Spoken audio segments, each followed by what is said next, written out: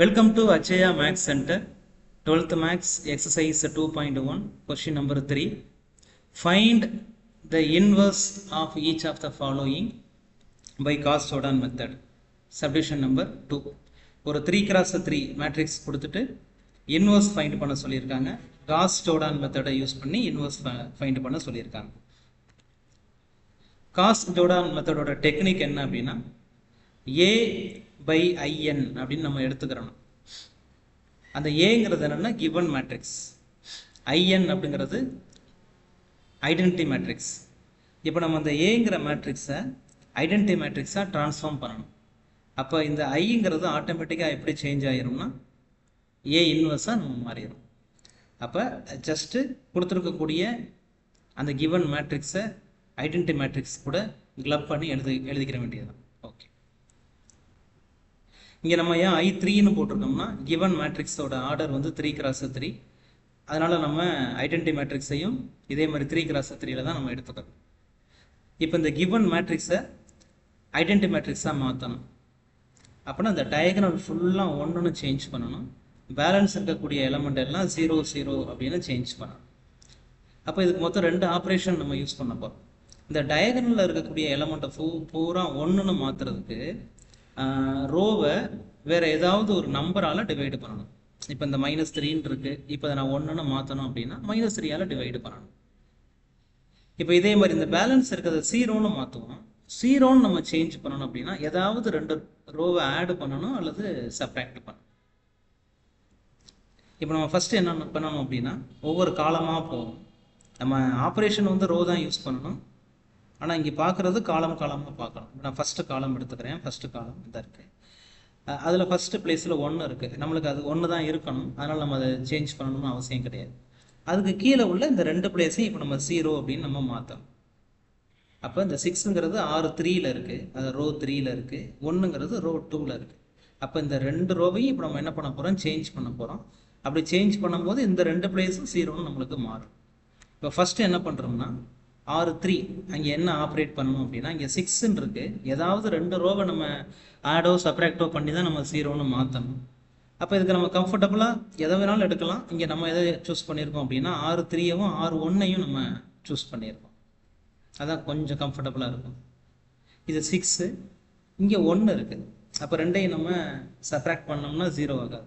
அப்போ இந்த 1 கூட என்ன பண்ணிக்கிறோம்னா 6ஐ மல்டிபிள் பண்ணிக்கிறோம். அதை வந்து நம்ம தனியாக ரஃபோர்க்காக தான் நம்ம மேனுவலாக அங்கிட்டு சால்வ் பண்ணிக்கிறோம். அப்போ இதை நம்ம 6ஆல் மல்டிபிள் பண்ணோம் அப்படின்னா அது 6ன்னு மாறிடும். அப்போ 6 - 6 0ன்னு கிடைக்கும். அதான் அந்த ஆப்ரேஷன். அப்போ அதை ஃபுல்லாக என்ன பண்ணணும், இது ஃபுல்லாக இது R3, இங்கே R1 ஃபுல்லாக, இது ஃபுல்லாத்தையும் என்ன பண்ணிக்கிறோம் 6ஆல் மல்டிபிள் பண்ணிக்கிறோம். நெக்ஸ்ட் R2, இங்கே 1 இருக்குது, மேலேயும் 1 தான் இருக்குது. அப்போ 2ஐயும் ஜஸ்ட்டு மைனஸ் மட்டும் பண்ணால் போதும். அப்போ R2 - R1 அந்த ஆப்ரேஷனை யூஸ் பண்ணிக்கிறோம். இப்போ நம்ம 2 ஆப்ரேஷன் பண்ண போகிறோம். அதாவது என்ன, 2 பிளேஸில், ஒன்று R2ல், இன்னொன்று R3ல். அப்போ R1ல் எந்த சேஞ்சுமே நம்ம பண்ணலை. அப்போ நெக்ஸ்ட்டு அந்த R1ல் இருக்கக்கூடிய எலமெண்ட் அப்படியே எடுத்து எழுதிடணும். அதில் எந்த சேஞ்சும் பண்ணிடக்கூடாது.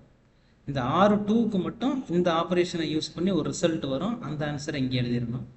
நெக்ஸ்ட்டு R3 இந்த ஆப்ரேஷனை யூஸ் பண்ணி ஒரு ரிசல்ட் வரும், அதை இங்கே R3ல் எடுத்து எழுதிடணும். ஓகே, இப்போ பாருங்கள், இந்த ஃபஸ்ட்டு காலம் ஓவர் ஆயிடுச்சு பாருங்க. மேலே 1, அதுக்கு கீழே 2 பிளேஸும் 0 0 அப்படின்னு மாறிடுச்சு. இப்போ நெக்ஸ்ட் இந்த செகண்ட் காலம் வந்துடுங்க. இதில் ஃபஸ்ட் அந்த மிடில் உள்ள இருக்கக்கூடிய பிளேஸ் 1 இருக்கான்னு பார்த்துறோம். இங்கே 1 தான் இருக்குது, அதனால் பிரச்சனை இல்லை. நெக்ஸ்ட்டு அதுக்கு மேலே உள்ள பிளேஸு 0ன்னு மாற்றணும். அதே மாதிரி கீழே இருக்கக்கூடிய 4ஐயும் நம்ம 0ன்னு மாற்றணும். அப்போ நெக்ஸ்ட் வந்து R1லையும் ஆப்ரேட் பண்ணணும், R3லையும் நம்ம ஆப்ரேட் பண்ணணும். ஒரு ஆப்ரேஷனாக பண்ணலாம். நெக்ஸ்ட் என்ன பண்ணுறோம்னா இந்த பிளேஸை 0ஆக்க ட்ரை பண்ணுறோம். அதுக்கு இந்த ஆப்ரேஷனை யூஸ் பண்ணிக்கிறோம். R1ஐயும் R2வையும் ஆட் பண்ணுறோம். ஏன்னா இங்கே -1, இங்கே +1. அப்போ 2ஐயும் ஆட் பண்ணோம்னா ஆன்சர் 0ன்னு கிடச்சிடும். இப்போ நம்ம அதை சால்வ் பண்ணிட்டோம் அப்படின்னா இந்த மாதிரி ஒரு ரிசல்ட் கிடைக்கும். இங்கே வந்து நம்ம R1ங்கிற அந்த ரோவில் மட்டும்தான் நம்ம ஆப்ரேஷன் பண்ணியிருக்கோம். அப்போ அதனால் அந்த R1ல் மட்டும்தான் எலமெண்ட்டு சேஞ்ச் ஆகும். R2வும் R3யும் இங்கே என்ன இருக்கோ அதை அப்படியே எடுத்து இங்கே எழுதிட வேண்டியது. R2 R3. நெக்ஸ்ட்டு இந்த பிளேஸ் 0 ஆயிடுச்சு. 1க்கு கீழே இருக்கக்கூடிய இந்த 4ஐ நம்ம 0ஆக மாற்றோம். அப்போ இது 0ஆக மாற்றணும் அப்படின்னா ஏதாவது 2 ரோவை நம்ம யூஸ் பண்ணிக்கிறோம். அதுக்கு R3யவும் R2வையும் நம்ம யூஸ் பண்ணிக்கிறோம். அப்போ இங்கே 4 இருக்குது, இங்கே 1 இருக்குது. அப்போ இங்கே 4ஆல் மல்டிபிள் பண்ணால் தான் ரெண்டுமே சேம் ஆகும். அதனால் R2 என்ன பண்ணியிருக்கோம், 4ஆல் மல்டிபிள் பண்ணி மைனஸ் பண்ணுறோம். நம்ம ஆப்ரேஷன் வந்து R3 தான், ரோ 3ல் தான். அப்போ ரோ 3 மட்டும்தான் சேஞ்ச் ஆகும். பேலன்ஸ் இருக்க ரோ 1 ரோ 2வும் அப்படியே இங்கே வந்துடும். இப்போ இந்த ஃபஸ்ட்டு காலம் ஓகே, 1 0 0ன்னு மாற்றிட்டோம். நெக்ஸ்ட்டு 0 1 0 அப்படின்னு மாற்றிட்டோம். நெக்ஸ்ட்டு இந்த தேர்டு காலம் போயிடணும். இதில் இந்த பிளேஸ் 1ன்னு இருக்கணும், நம்மளுக்கு ஆப்வியஸாக இங்கே 1 தான் இருக்குது. அப்போ அதனால் இதுக்கு மேலே இருக்கக்கூடிய இந்த ரெண்டு பிளேஸும் என்ன பண்ணணும், இப்போ 0 பண்ணணும். ரைட். அப்போ ஃபஸ்ட்டு என்ன பண்ணுறோம்னா R2 சூஸ் பண்ணிக்கிறோம். இந்த பிளேஸை நான் 0 பண்ண போகிறேன். அப்போ இதை 0 பண்ணணும் அப்படின்னா ஜஸ்ட் இது ரெண்டையும் ஆடு மட்டும் பண்ணால் போதும். இது ரெண்டையும் ஆட் பண்ணோம் அப்படின்னா, அதாவது R2வையும் R3யும் ஆட் பண்ணோம் அப்படின்னா நம்மளுக்கு ஆன்சர் 0 கிடைக்கும். இன்னொரு டவுட் வரும் உங்களுக்கு, ஏன் இது ரெண்டையும் எடுத்துக்கிற வேண்டியதானே அப்படின்னு டவுட் வரும். ஓகே, இது ரெண்டையும் நம்ம மைனஸ் பண்ணோம்னா 0 கிடைக்கும். ஆனால் எல்லாத்தையும் த்ரூ அவுட்டாக பண்ணும்போது இந்த 1 எங்கே பண்ணிடும்னா கீழே இறங்கிடும். அப்போ அது நம்மளுக்கு தப்பாயிடும். இந்த பிளேஸ் இது ஃபுல்லாக அந்த 0 ஆக்கியிருக்க பிளேஸ்லாம் மறுபடியும் நம்பர் வரக்கூடாது. அதே மாதிரி இந்த 1 இருக்க பிளேஸும் அது ஆப்வியஸாக அது 1னே தான் இருக்கணும்.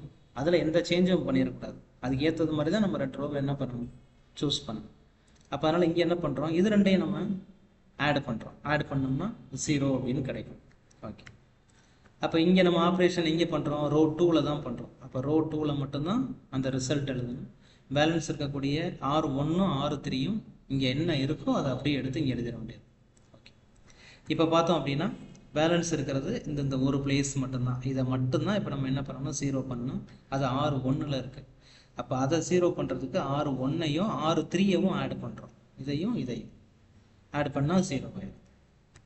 ஓகே, இப்போ பார்த்தீங்கன்னா கொடுத்துருக்கக்கூடிய மேட்ரிக்ஸ் இப்படி இருந்துச்சு. இப்போ இதை என்ன பண்ணியிருக்கோம், இந்த மாதிரி சேஞ்ச் பண்ணியிருக்கோம். இது பார்க்குறதுக்கு எப்படி இருக்குது, ஐடென்டி மேட்ரிக்ஸ் மாதிரி இருக்குது பாருங்கள். டயகனல் ஃபுல்லாக 1 1 1ன்னு இருக்குது. பேலன்ஸ் இருக்க எல்லாமே 0 0 0ன்னு மாறிடுச்சு. நம்ம இதை மட்டும்தான் சேஞ்ச் பண்ணணும்னு நினச்சி பண்ணோம். ஆட்டோமேட்டிக்காக சைடில் உள்ள இந்த ஐடென்டி மேட்ரிக்ஸு வேறு ஒரு மேட்ரிக்ஸாக சேஞ்ச் ஆகி இங்கே இருக்குது. அப்போ இது எதுக்கு ஈக்குவல் அப்படின்னா, இது ஐடென்டி மேட்ரிக்ஸ்னால் இந்த மேட்ரிக்ஸை நம்ம எப்படி கன்சிடர் பண்ணிக்கிறோம், இன்வர்ஸ் மேட்ரிக்ஸாக கன்சிடர் பண்ணிக்கிறோம். அப்போ therefore so A inverse equal to இந்த மேட்ரிக்ஸை அப்படியே எடுத்து எழுதிட வேண்டியது.